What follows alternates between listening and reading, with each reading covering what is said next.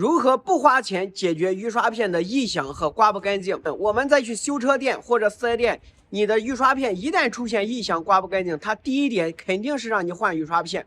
再换的雨刷片，不管换的是多少钱的，它远远没有原车的耐用。你像我的车用了6年就没有换，就是因为呢，我3个月对雨刷片这样清理一次就行。我手把手的教朋友们怎么样做，非常的简单。这个雨刷片中间的这个槽里边非常的脏，它其实就像咱们家里边那个抹布是一模一样。你在家里边可能擦完桌子，你抹布还会洗一洗。但是这个雨刷壁上这个你从来没有洗过，它里边渍的这个灰尘会越来越厚，时间长这个胶质层它的软度就下降，所以说它的越来越刮不干净，而且呢非常的硬才有异响。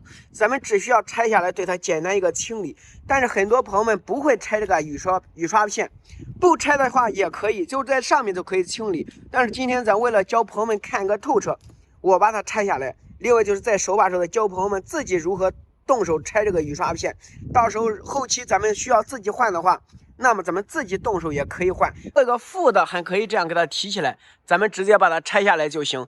但是这边这个主架的它提不起来，朋友们这样看一下，很多朋友们在拆的时候肯定是碰到这种情况，你看到没有？我只要是想把它提起来，那么这个位置它直接就撞到机盖上面了，怎么办？咱们先让它停留到最上边，把钥匙给打开。但是这个开的时候，咱们不需要来搬动雨刷开关啊。咱们开完以后重新把它关了，需要搬动一下雨刷开关，往下搬。我们仔细的看，好，这个时候它自动的都停留到一个维修的状态，在中间这个位置，这个时候它就不会再动了。这个时候我们不管你再怎么搬，只要不开钥匙，它都不会回去。咱们这个时候就下去开始拆这个雨刷片。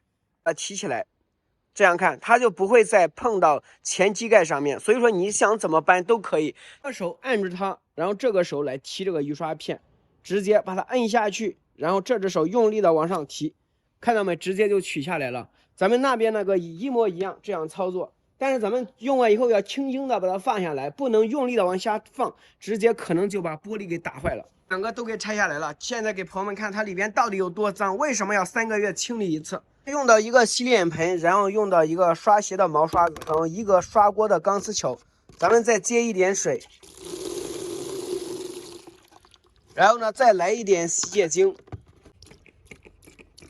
可以多一点点。好，这样就可以把它晃的这样触摸。好，我清完以后，你看这里边到底有多脏。铁刷子的话，对它的清理呢，先来第一遍。接下来咱们用到钢丝球，朋友们一定要注意，这钢丝球对它的清理效果才是最好的。两边都给它夹到，这样清到位。好，这样这雨刷片就可以了。接下来呢，咱们就是对玻璃一个清洗。玻璃清洗的话，千万不要用这个钢丝球，咱们只需要用鞋刷就行，一定要把玻璃上给它清洗干净，因为它里边呢有很多这种虫屎和鸟屎之类的。用力的刷，多刷几遍。有些都是好几年的这种玻璃边上你都没有清洗过，时间长玻璃表面变得非常的塞，非常的拉手，那么对雨刷片也是造成雨刷片损坏的一个重要原因。所以说咱们清一次一定要把它清干净。